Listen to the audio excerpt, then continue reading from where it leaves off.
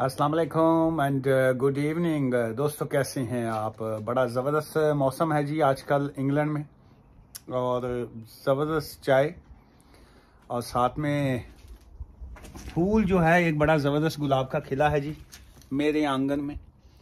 तो ये अब गुलाब का फूल किसको पेश करूं मैं। चलिए, अच्छा, ये पहला सवाल है किसी का, बड़ा इंटरेस्टिंग था।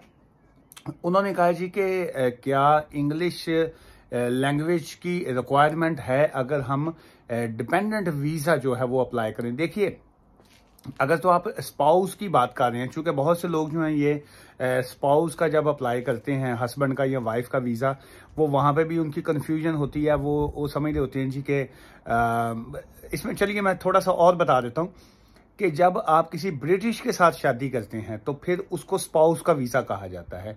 और अगर आप स्किल्ड वर्कर वीज़े की वाइफ या हस्बैंड का वीज़ा अप्लाई कर रहे हैं या किसी स्टूडेंट का कर रहे हैं तो उसको हम लीगल लैंग्वेज में डिपेंडेंट वीज़ा कहते हैं। सो ये एक तो मेजर डिफरेंस ये है स्पाउस में और डिपेंडेंट में। तो अब उसमें मेन ये है कि अगर तो आप स्पाउस का वीज़ा अप्लाई कर रहे हैं on the basis of marriage जो है, तो देन तो है आपको A1 इंग्लिश लैंग्वेज का जो सर्टिफिकेट है वो लेना आपके लिए लाजमी है। लेकिन अगर आप डिपेंडेंट का वीज़ा अप्लाई कर रहे हैं तो तब भी जो है वो IELTS का जो है सर्टिफिकेट लेना लाजमी होता है, जनरल इंग्लिश जिसको कहा जाता है। सो जहन में रखिए कि मोस्ट केसेस में जो है इंग्लिश सर्टिफिकेट का होना जो है वो लाजमी होता है जी। ये स्पाउस वीज़ा के हवाले से एक और सवाल है। उन्होंने कहा है जी कि मैं नॉन EU नेशनल हूँ। देखिए, नॉन EU नेशनल से मुराद ये होता है कि जो यूरोपियन नेशनल नहीं होते, जैसे कोई इंडियन है, जैसे कोई पाकिस्तानी है, या जैसे कोई अफ्रीकन कंट्रीज हैं, वो कंट्रीज जो यूरोप में नहीं आते उसको नॉन EU कहा जाता है। इन्होंने लिखा है जी कि मैं नॉन EU नेशनल हूँ और मेरे पास इस वक्त जो है वो प्री सेटल्ड स्टेटस है। तो क्या मैं on the basis of pre settled status जो है मैं अपनी वाइफ को जो है वो इंडिया से बुलवा सकता हूं कि नहीं। देख, बहुत इंटरेस्टिंग सवाल है।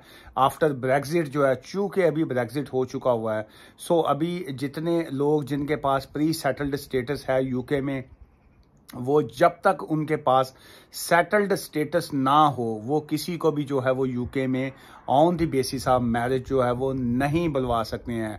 मैं अभी पिछले दिनों बहुत से लोगों की, और मैं उस पर कमेंट्स नहीं करना चाह रहा हूँ कि जी, वो वकीलों की वीडियोस थी या जो जस्ट यूट्यूबरों की वीडियोस हैं, what ever, I don't want comments on that.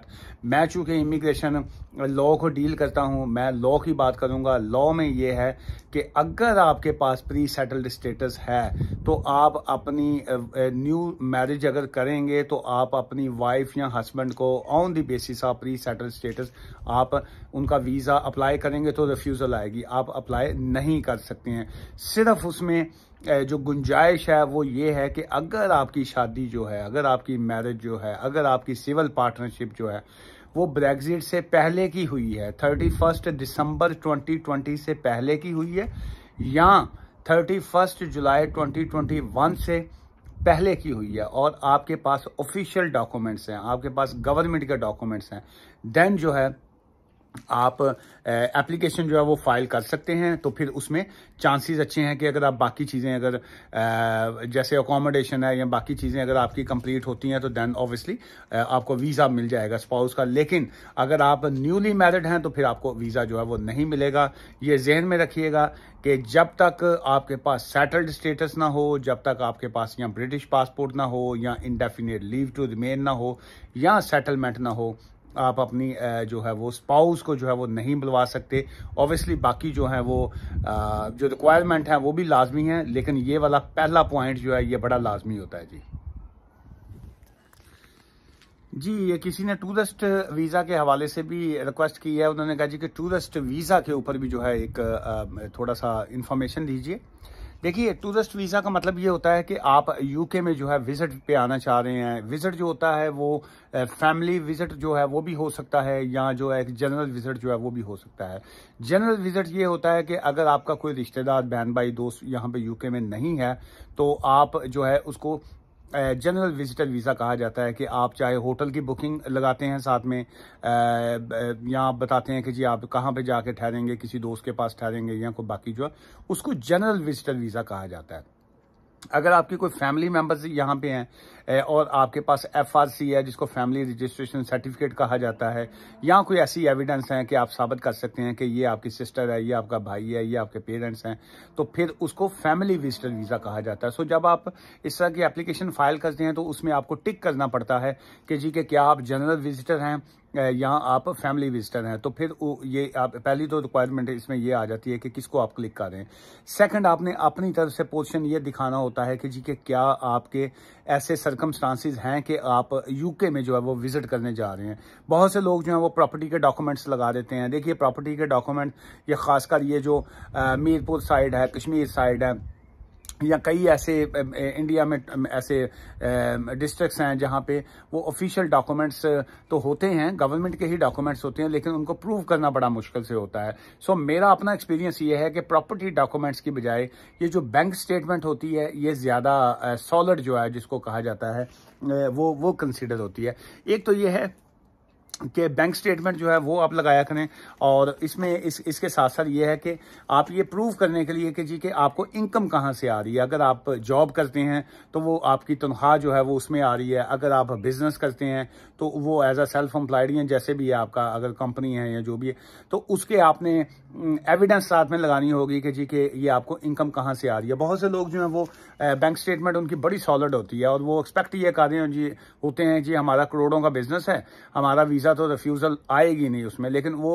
उन्हीं की मोस्टली रिफ्यूज़ल आ जाती है। उसकी वजह ये है कि जो ECO होता है, एंट्री क्लियरेंस ऑफिसर जो होता है, वो मुतमिन नहीं होता आपकी उस स्टेटमेंट से। वो कहते हैं जी कि आपकी 50 लाख रुपया या 10 लाख रुपया महीने की इनकम है, तो आप जो आगे जस्टिफाई नहीं कर पा रहे होते हैं। सो एक तो अपनी रिक्वायरमेंट में 2-3 चीज़ें जो है जहन में रखा करें। आपकी अच्छी बैंक स्टेटमेंट और उसकी सॉलिड वजह आपने साबित करनी है कि जी कि ये आपको पैसे कहाँ से आ रहे हैं, नंबर 1।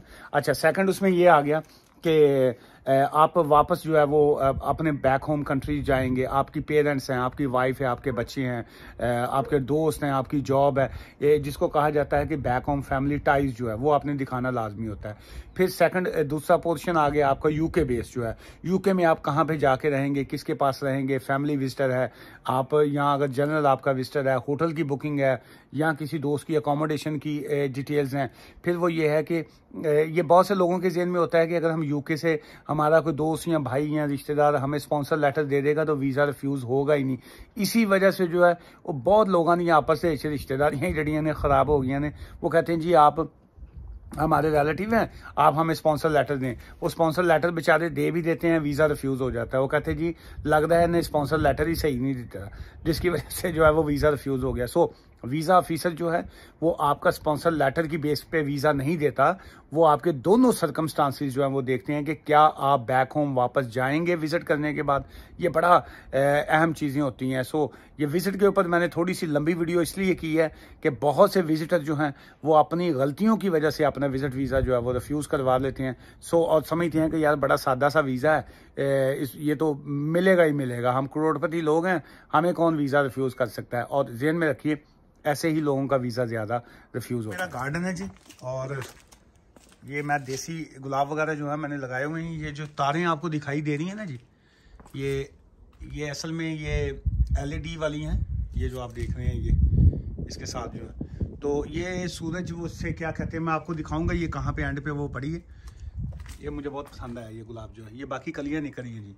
अच्छा, एक तो ये मैं टिप आपको देता जाऊँ साथ साथ गार्डनिंग का भी, ये दिन के टाइम अगर धूप हो तो कभी भी पानी ना लगाएं। इवनिंग टाइम जब ऐसे छाँव आ जाती है तो फिर जो है वो आपको पौधों को जो है वो पानी लगाना चाहिए।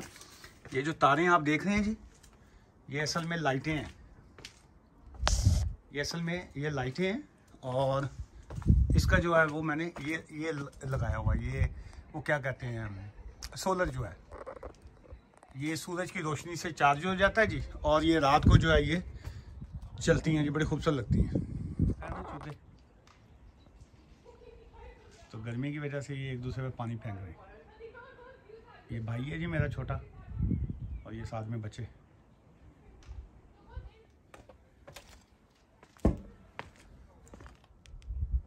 ये सारी गार्डनिंग मेरी है जी।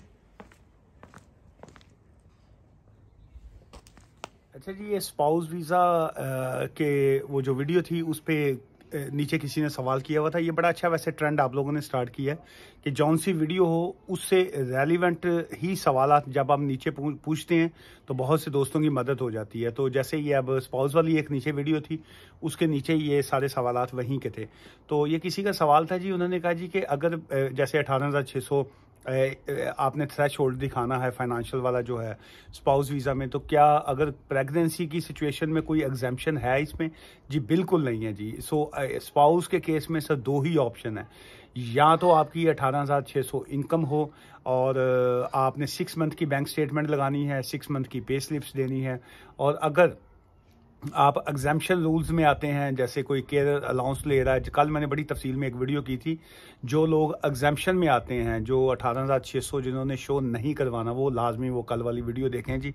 और उसमें यह है कि आपने 1 साल की बैंक स्टेटमेंट जो है वो देनी होती है, जिसमें आपके DWP की पेमेंट्स आ रही हैं, लेकिन इसके अलावा प्रेगनेंसी जो है उसकी वजह से कोई आपको वो क्या कहते हैं, कोई एक्स्ट्रा बेनिफिट नहीं है कि जी वो मिसिस प्रेग्नेंट हैं तो वो काम नहीं कर सकी, 18,600 उनका मुकम्मल नहीं होता तो आप जो है हमें वीज़ा दे दें, वो बिल्कुल ऐसा नहीं है जी। ये someone from Bangladesh, they send a one question and regarding AR, first of all, congratulations to you, is your admin review has been successful, and you have asked me if you have paid your IHS charges. I think it's last month on 23rd May, and now you are asking when you need to submit your passport. So technically, you know, when you pay your IHS charges, and normally they take approximately, you can say, it's 4 to 6 weeks. So I think it's hopefully shortly you will get a email from their side, and then you will submit your passport, and all the very best for your future. And I think it's everything has been sorted, and at the last you have written there, you said it's I love you, and from Bangladesh, and love you too from Pakistan, and love you too from United Kingdom. ये marriage certificate का आपने लिखा है जी कि जो marriage certificate union council से मिलता है, क्या वो एक्सेप्टेबल है और उस पर कोई इश्यूज़ तो नहीं होते, क्या हम उसको सबमिट कर सकते हैं? जी बिल्कुल वो एक्सेप्टेबल है, चूँकि जो यूनियन काउंसिल का मैरिज सर्टिफिकेट इशू किया होता है वो उस पर अगर आप देखेंगे तो यूनियन काउंसिल की स्टैम्प भी लगी होती है, लेकिन उसके साथ साथ अगर आप नादरा का जो है सर्टिफिकेट वो ले लेते हैं मैरिज सर्टिफिकेट, तो वो आपका एक वैलिड लीगल डॉक्यूमेंट्स बन जाता है। सो उस पर मैंने नहीं देखा कि कभी कोई इश्यूज़ आए हैं। सो मैरिज सर्टिफिकेट आप बिल्कुल लगाइए, नादरा का इशू किया हुआ या यूनियन काउंसिल का इशू किया हुआ, so that's the official documents, and all the very best for your future. So दोस्तों ये थे आपके सवालात। ऑब्वियसली सवालात आपके बहुत ज़्यादा होते हैं। सो एक वीडियो में जो है वो कल एक किसी दोस्त का मैसेज था, वहाँ पे पता नहीं किसी वीडियो पे था, उन्होंने कहा जी कि कल एक वीडियो थी आपकी, तो वो काफ़ी लंबी थी तो मैं देख नहीं सका, चूँकि बहुत लंबी वीडियो थी, टाइम नहीं होता देखने का। सो खैर वो जो लाइव सेशन होता है ना जी, उसमें चूँकि लोगों की लाइव कॉल्स होती हैं, वो ऑब्वियसली वो वाली वीडियो लंबी हो जाती है, तो बाकी वीडियो जो है वो वहाँ पे भी लोग ऑब्जेक्शन करते हैं जी लंबी ना किया करें। अब मैं अगर वीडियो लंबी ना करूँ तो आपके सवालों के जवाब कैसे दूँ? तो इसलिए वो जो अब नेक्स्ट टाइम यही है कि मैं 10 मिनट्स की वीडियो रखा करूँगा जी, 10-12 मिनट की, 14 मिनट की, तो उसमें आपके 5-6 सवालात जो हैं वो कवर कर लिए। 5-6 सवालों के जवाब जो है वो मॉर्निंग वीडियो में आ गए, 5-6 सवालात के इवनिंग टाइम में आ गए।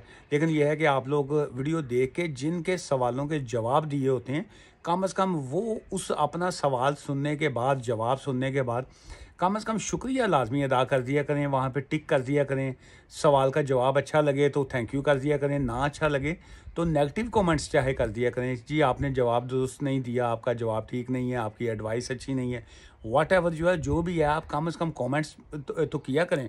मुझे पता लगे कि आप भी जिंदा कौम है, मैं तो जिंदा कौम हूँ, लेकिन क्या आप भी जिंदा कौम है? सो आज की इस वीडियो से इजाज़त दीजिए, और मुझसे मिलना चाहें तो बारी लॉ एसोसिएट ब्रैडफर्ड में हम होते हैं जी।